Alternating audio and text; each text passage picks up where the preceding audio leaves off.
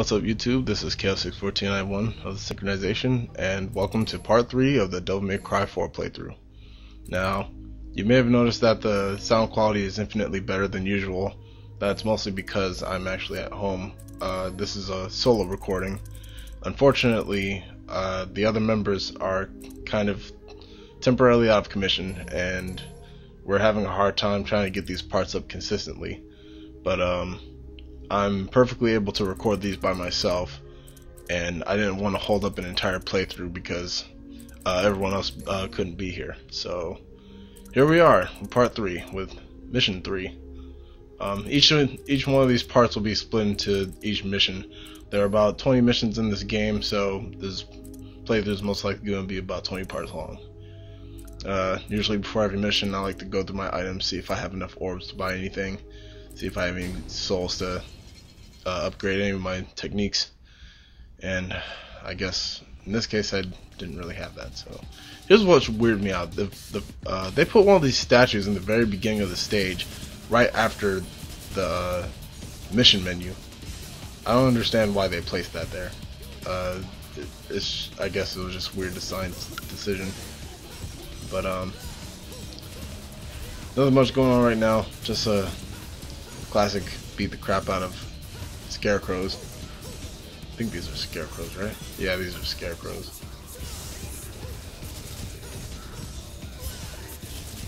Yeah, one thing I learned is that if you end a combo, or if you finish off an enemy with your buster, then it'll be easier to increase your stylish ranking. So whenever you're fighting enemies, make sure you try to finish them off with the buster, because that brings up your stylish ranking a lot faster.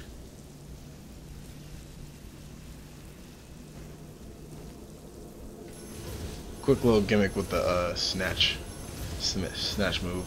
You can grab these little white orbs to ascend or climb in other places.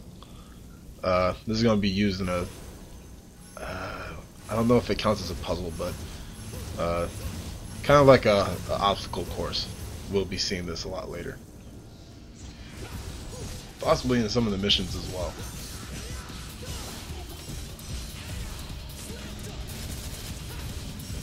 So let's see, it's been a while since the last part, so I'm not exactly sure what we're doing here. I think right now Nero is still on his search for Dante, and I think that's it. I think we just started on our search for Dante. So I mentioned this in the other parts before, but sometimes you'll see me running around the stage swinging at random objects. That's because I'm trying to find as many orbs as possible. I'm not like a perfectionist or anything, but I'm trying to go through this game with as many S ranks as I can, because I like to go back and play the game and try to S rank it, but in the first run I try to do as best as I can.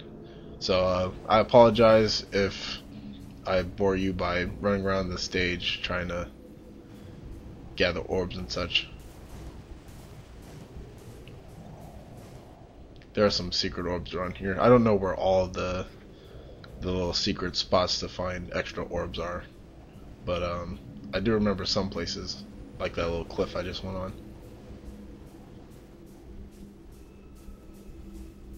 I find it strange that it suddenly got so snowy. Everything was all sunny before. I don't know what happened. These little pillars contain green orbs. You won't need them, but luckily this game, when you're full on health, the green orbs will count towards your red orbs, so they're not completely wasted.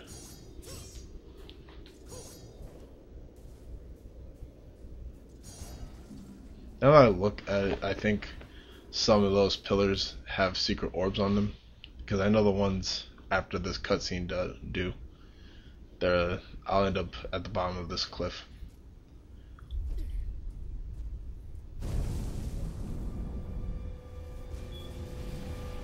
Not exactly sure how that happened. Just tower collapse.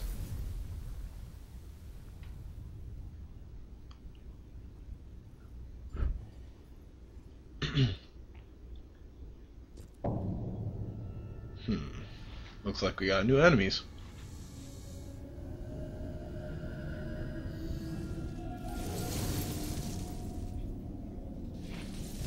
Now forgive me if I don't know the names of these things, but these new creatures, well, their gimmick is based off ice. They can do stuff like shoot little icicles. They have a ground pound attack where they have ice pillars coming from the ground. These creatures aren't exactly any harder than your average ordinary scarecrow. The only thing is that they have a tendency to not flinch towards any of your moves, and sometimes they will encase themselves in ice, and the longer they stay in there, the more health that they'll regain. So if they encase themselves, try to swing at the little ice block as fast as you can before he starts gaining too much health. Other than that, they're pretty easy. They also have a different animation when you use your buster against them. Instead of just slamming them down to the ground, Nero actually swings them around a bit. So if there are any other enemies nearby, you can actually smack them with their body and throw it at them. So a little bit extra damage here. Once again, just hunting around for orbs. You really need as many orbs as you can in this game. One of these pillars, I think, has secret orbs on it.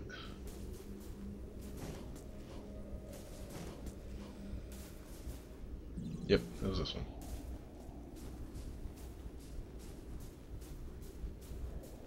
Alright, now we're heading inside the castle.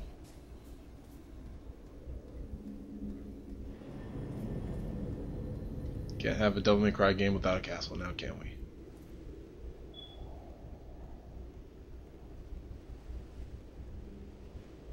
Don't ask me why I slowed down, I was getting distracted.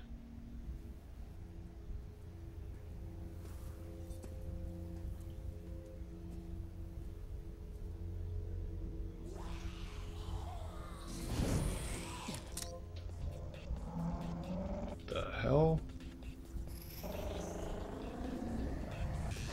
That's hot?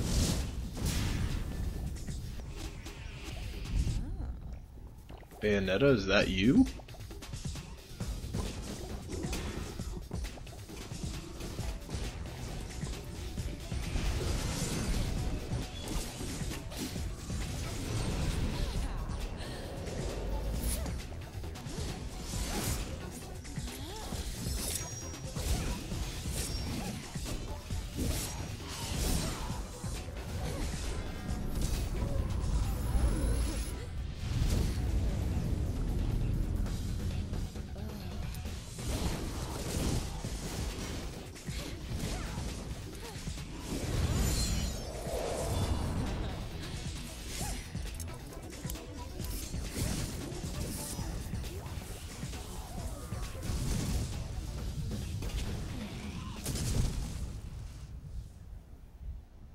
Well then, aren't you cold? I owe you thanks. Oh, you want to give me thanks, huh? You're from the Order? God, is she even wearing anything under that? Never seen you before. I'm new. Talk about fan service. This is just overkill. Oh, speaking of fan service, this isn't the first time you'll be getting it. There's plenty of it in this game, don't worry. So, what's the deal? Where are they coming from? It's strange. No matter the number you kill. You can probably tell by her voice who she is, but not gonna spoil anything. I totally wasn't looking. Then I'll leave that chore to you. I've got some personal slaying to take care of. I'll join with In you. fact, if you played Ultimate Marvel vs. Capcom, you already know who she is. May the Savior be with you on your journey.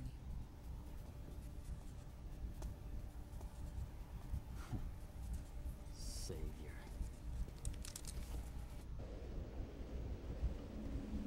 Alright, let us continue onward.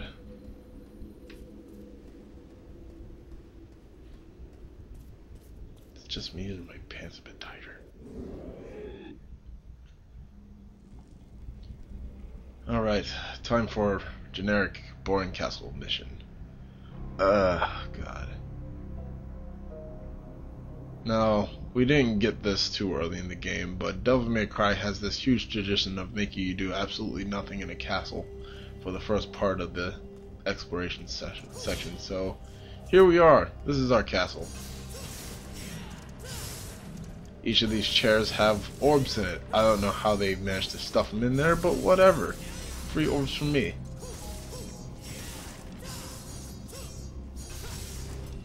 Now, slashing these orbs, or slashing the chairs, or shooting them, whatever, destroying them manually will get you quite a bit of orbs. There's also a whole nother cell on the other side, but I think, I'm not sure on this, if somebody can like help me or correct me or not. There's a device in this room that helps you destroy these chairs a lot faster, and it looks like when you use this method you gain more orbs than you would if you manually destroyed the chairs and tables and stuff. So if anybody knows what's up with that, just put it in the comments or message me, whatever.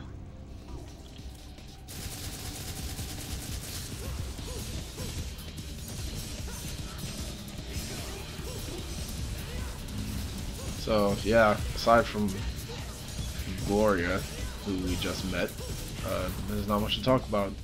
Pretty much this is a basic castle exploration level. Get the chair, thank you.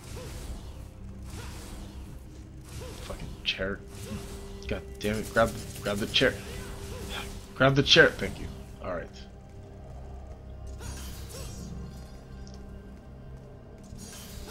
Just extra orbs.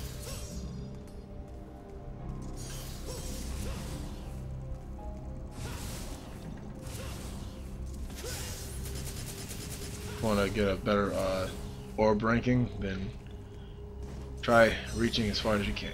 And this mirror, I know you can break it, but I forgot how. One of them you can use a certain device, or you can just actually destroy it yourself by hitting it, but that mirror, I just completely forgot what to do with that one. I'll figure it out later, maybe.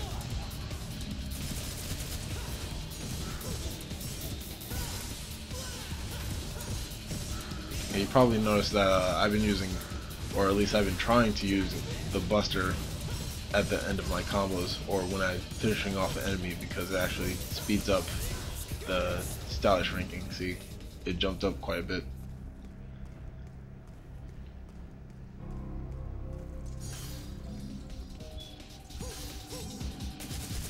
This little barrier is an important toll later, so I'll get back to that.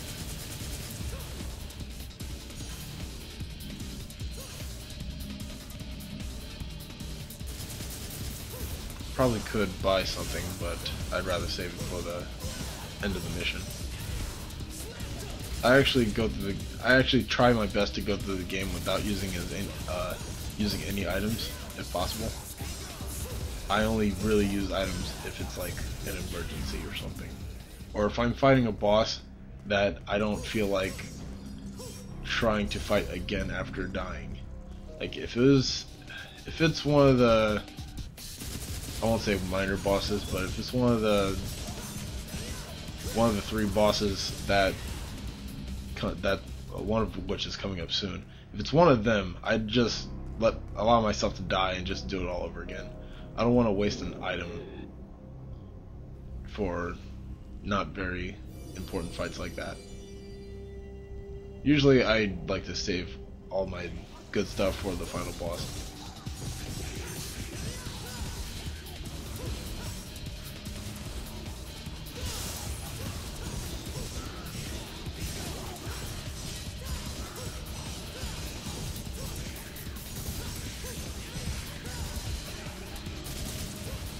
Yeah, and I don't know if you noticed, but I also gained a couple of new moves. I might have showed them off already, but I have some new combos that I actually bought in the mission menu, or not the mission menu, the power-up menu. There we go.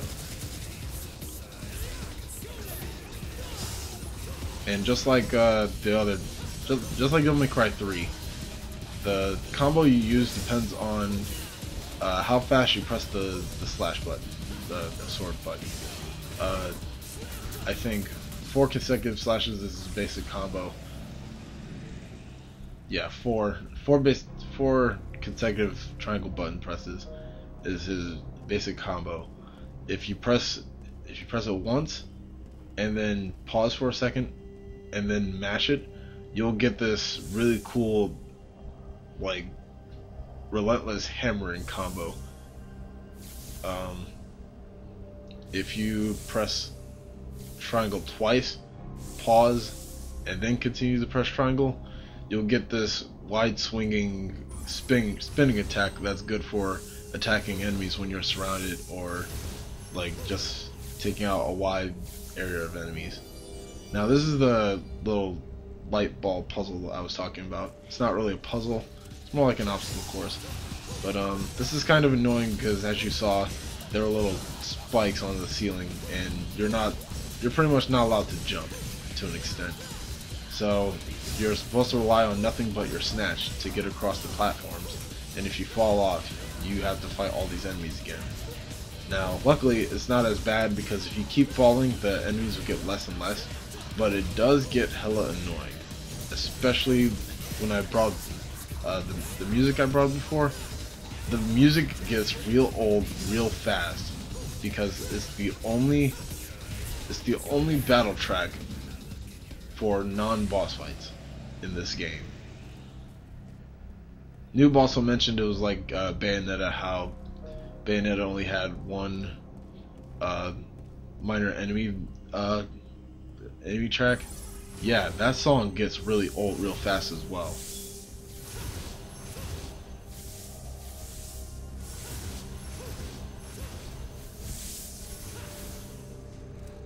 Yeah, they like to trick you and take away the little orbs before you can grab them, or sometimes they just won't show up for a while. So yeah, it's not too difficult. It's all about timing.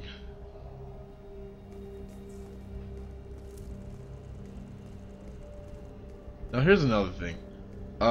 Later on I'll gain a power-up that will allow me to know when there are like secret items or orbs.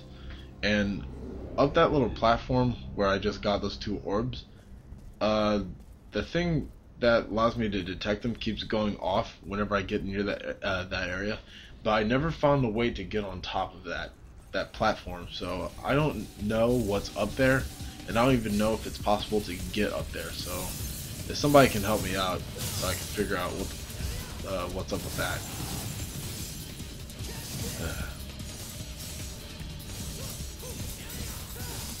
Just in case I haven't talked about the exceed gauge yet, another one of Nero's gimmicks is that if you notice near the beginning of the game, Nero actually revved up his sword like it had an engine on it. Well, that's because it actually does have an engine on it. If you press the, I think, L2 button, you'll rev up your sword, and if you press it 3 times, you'll fill up one of the gauges. If you keep doing this, you get like 3 slots, and then it'll power up your next slash attack. And you can also gain this power up where if you use a slash attack and press the L2 button at the same time, you'll fill up one of those gauges automatically. So the slash that you just did, or at least the next slash after the one you did, will be completely powered up instead of you having to repeatedly press the button to charge it up. Not a bad gimmick. It's actually very useful sometimes when you're fighting asshole-ish enemies that just won't die. It also powers up some of his special moves. You'll probably see it later in this part. Probably not. I'm not exactly sure if I've started using it yet. But his streak attack actually gets really powered up. Oh, and here's one of these things. I think you saw me destroy one of these, and it had blue lights on it. This one has red lights, which means Nero can't do anything about that one, so we'll have to get back to that one later. But Nero's streak attack, when it's all revved up with the exceed gauge maxed out, gets really powerful. I think you'll see it here. Yep. I think that was just a level 1.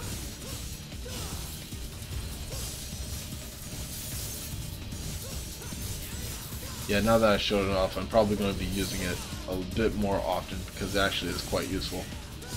Yeah, see? I'm trying to time my slashes with my button presses so that I can get the gauge to fill.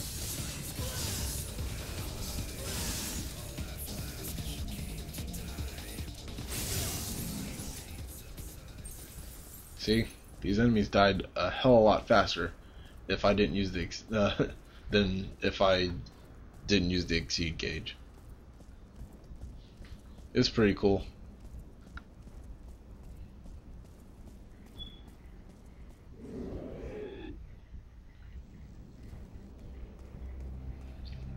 The thing that bugs me about this mission is that I'm going through the same areas over and over again. It's not like I'm exploring like this giant castle and there's like so much to see, so much to discover. I've been in this room 3 times already, and I'm just opening doors to get to the same exact room in damn near the same areas.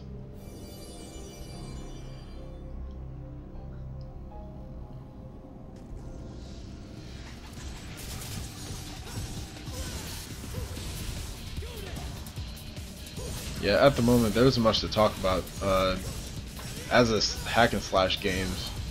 But yeah, as a hack and slash game, it's pretty hard to try to come up with something to talk about, you know, that's going on in the game, because most of it is just me hacking and slashing, like the genre. Pigs. A lot of breakable items in this room. A lot of orbs that you can get. I think I began this mission with less than 5,000 orbs, and now I'm at 10,000.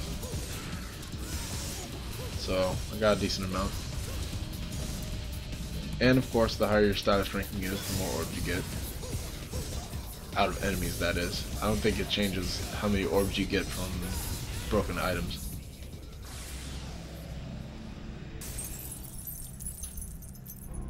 And this little device in front of me is important.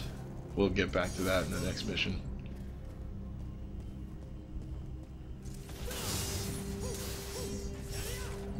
Sweet.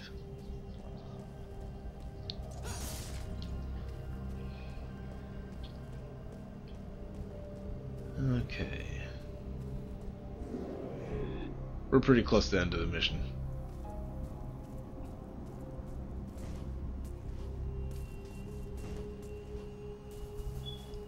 Now there's some secret orbs up here, but I can't get to it because I don't have air hike yet, which is the double jump.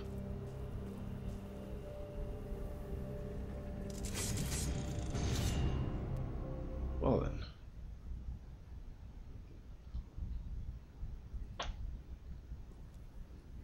Alright, time for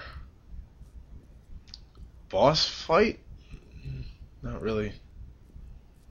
Didn't figure this guy for a bookworm.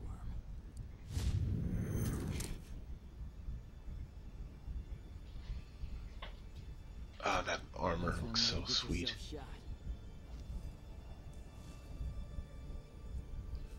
So, you after this guy too, or just here to catch some demons? I'd probably cosplay as one of these knights, but our armor looks heavy as hell. Silent type, huh? Well, that's annoying. And I really don't want to go from like some kind of cheap knockoff with like plastic or anything. I want some like real metal shit.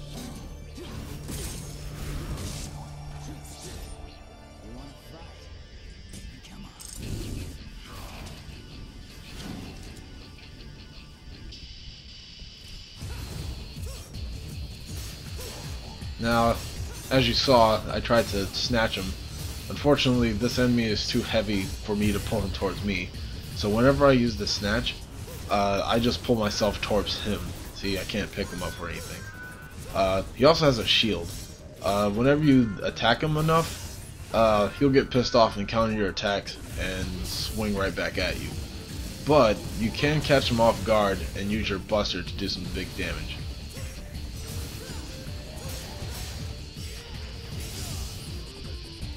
See, when you put the shield up, all you have to do is jump behind him, and that's where he's vulnerable. You won't be able to guard your attacks from behind.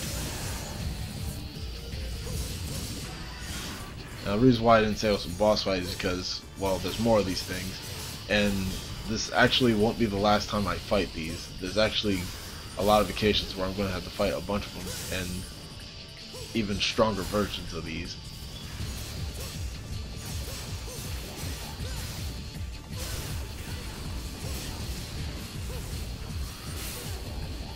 They also have this lunge attack that isn't very useful. They're really slow and predictable.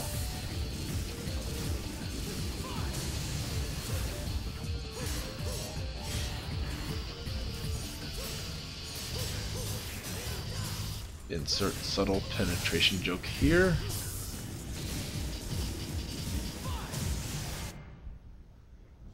That was easy.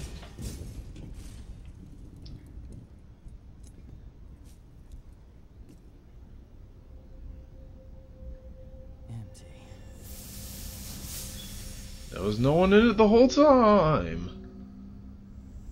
What's a twist?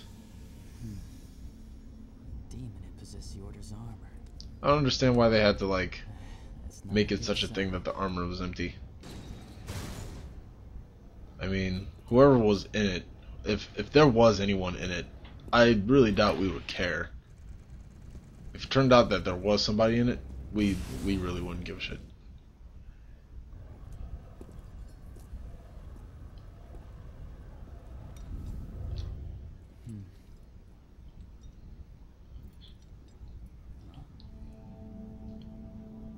Alright, so mission accomplished, I guess.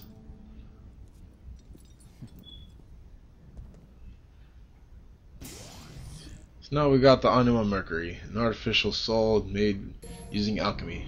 Breathes fire and such and such. Didn't get a chance to read it. This is what I mean by Nero getting power-ups. Instead of getting new weapons, he actually gets power-ups to his buster, which that item we just grabbed is one of them, and it is very essential for the gimmick of the next mission. So join me in part 4. Name's Chaos61491. Hopefully I can get the rest of the crew. If not, you'll have another solo commentary.